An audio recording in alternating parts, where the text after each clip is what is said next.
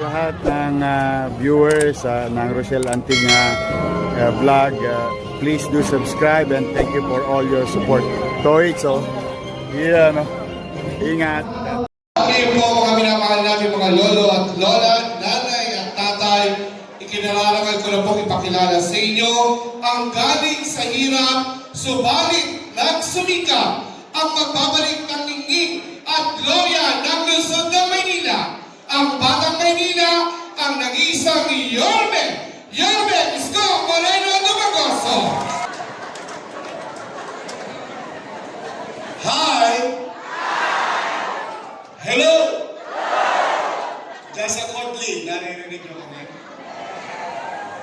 Ayan, hi! Takot maraming salamat sa inyong lahat. Gising pa ba kayo? Talaga? Okay na, tumatog na kayo. Taas ang kamay, taas ang kamay. Inat-inat! Alam naman ang tao, kapag maghahalalan, yung mga politiko, magkakaaway. Yung magkakapit-bahay, kaaway din. Pagtapos ng eleksyon, yung mga politiko, pati-pati na. Magkapit-bahay, kaaway pa rin. Opo, kaya manatag kayo dyan. Basta dito, wala kayong maririnig na panira o masasakit na salita. Ano lang tayo rito? Good vibes. Chill at real talk lang. May namusumi ba sa inyo dito? Iuhulog ko siya ng vlog. Okay, kasi mabigat po ang tagubilin ko sa Yorme's Choice. Ano sabi ko sa kanila? Uy, umayos kayo. Yung utaw, binigyan na kayo ng oras. Binigyan na kayo ng panahon. Huwag nyo nang sayangin. Kung kayo'y tatakbo, sabihin nyo na lang kung ano ang gagawin nyo. Kung kayo naman ay re-electionista, sabihin nyo na lang ano ang ginawa nyo sa loob ng 3 taon. At pagdating ng araw ng paghuhuko, sa Mayo, hayaan natin ng taong bayan ang magdesisyon.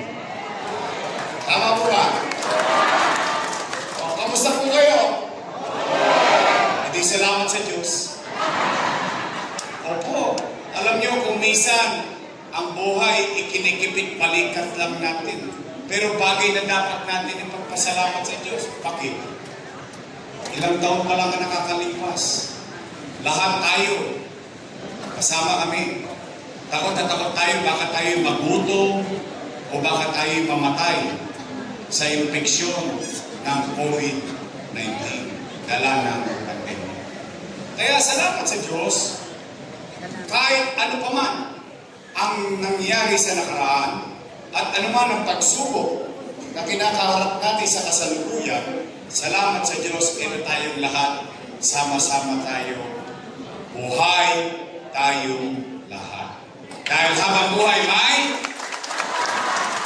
naman. Nay, ano lang tayo ha, ganito ko lang tayo. Steady lang kayo dyan sa Kedli. Matanong ko lang po. Bakit ba kayo naghahanap ng ibang mayor kung meron namang mayor na nakaupo?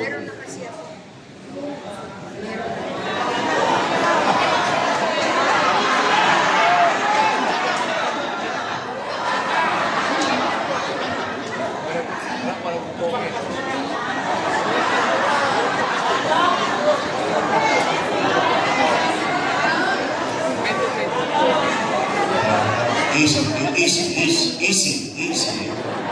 Ang puso nyo, nakatikit lang yan. Kaya ko yan naitanong, dala na, ako'y nangangamba rin. Bakit? Dahil yung mga nakaupo, mga alaga ko po yan. Opo, for almost 20 years, inaruga ko yung mga yan. Bakit? Dala ng pagtanaw ng utang na loob kay Danny Alam niyo yan. Hindi ko yan kinubli. Hindi ko yan tinanggi. At tayong mga Pilipino, hindi lang Manileño, hindi lang taga-Bacoor o Santa Mesa, bilang isang Pilipino sa mundo, isang tinatapos natin ng ilong, o ipinagmamalaki natin kaugalian, tayo mga Pilipino ay marunong tumanaw ng at ang utang na loob ay walang katapusang bayaran. Tama po ba? Tingnan natin. Kung totoo bang inaruga yung mga anak ni Boss Danny. Una, Philip Lacuna. Nakaupo? Nakaupo. Dennis Lacuna. Lay Lacuna. Asawa ni ate. Si ate. Ilan sila? Happy? Masaya. Masaya ako sa maliit kong kaparaanan at sa tulong nating lahat, yung hindi na pagtagumpayan ni Boss Danny na pagtagumpayan ng kanyang mga anak. Ngayon, kung sila ay naging mabuti sa kanilang paglilingkod sa bayan o hindi, hindi naman ako para humusga. Taong bayan ang maghuhusga niya. Tingnan ninyo. Maghanap po kayo ng kahit ng isang dumagoso lang sa sityo. Isa lang. Bakit wala?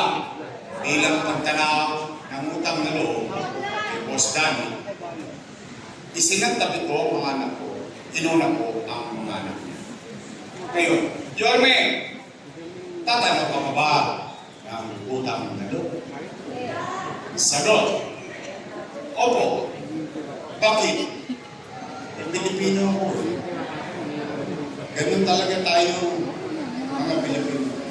Bakit ko babaguhin ang pagkatao ko dala ng misgivings ng ibang tao? Kaya lamang, meron lang akong pakiusap. Baka naman kung po pwede, sa ibang bagay na lang ako tumanaw ng utang na loob. Bakit? May utang na loob din naman ako sa taong bayan. Kung wala ang Diyos at wala kayo, wala naman ako sa kinalalagyan ko ngayon. Ngayon, masama naman bang dinggin ko yung panawagan ng taong bayan? Eh yung taong bayan na sumisigaw na,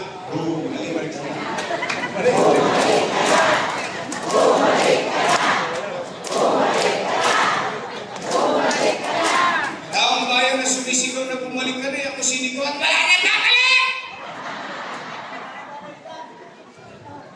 Napanood mo? Oo, napanood ko din eh.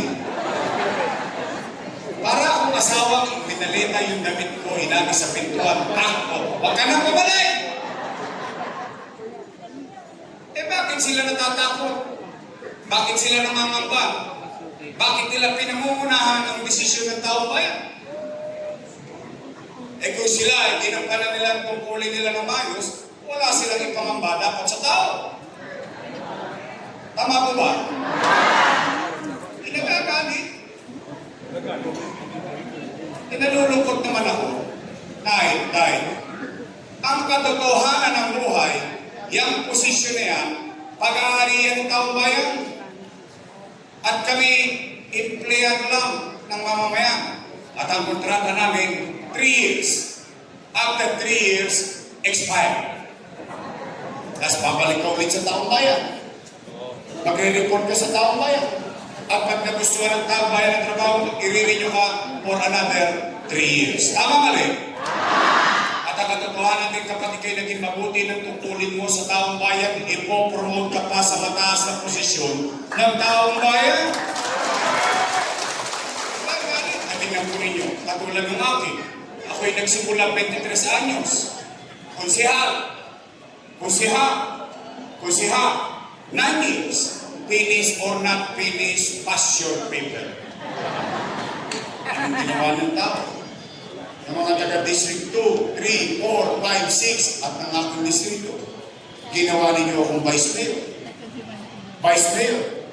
Vice Mayor. 9 years. Finish or not finish, pass your at ginawa ninyo akong inagagalit ng dadalainin. Hindi ko maintindihan eh. Noong araw, panay ang papuri nila sa akin. Noong ako'y may halaga pa sa politika nila. Ba't naman ako'y hindi magdaramdam? Wawaglit lang ako na wala. Binago-bago na nila. Ang akala ko, ewan ko kung akala nyo rin, kaya nga natin sila ipinoto, dala lang kung ano yung nasimulan natin, itutuloy na lang nila. Tama ba? Wawaglit ako na wala yung binago-bago na. Partikular, anong binago nila? Patungkol sa senior citizen. Usapan natin yan. Nay, di po ba kayo ay may pensyon buwan-buwan? Tama mali? At ang bigayan quarterly. Tay, totoo ba na kapag wala ka sa araw ng payout, forfeited na yung pensyon mo? Mali yun.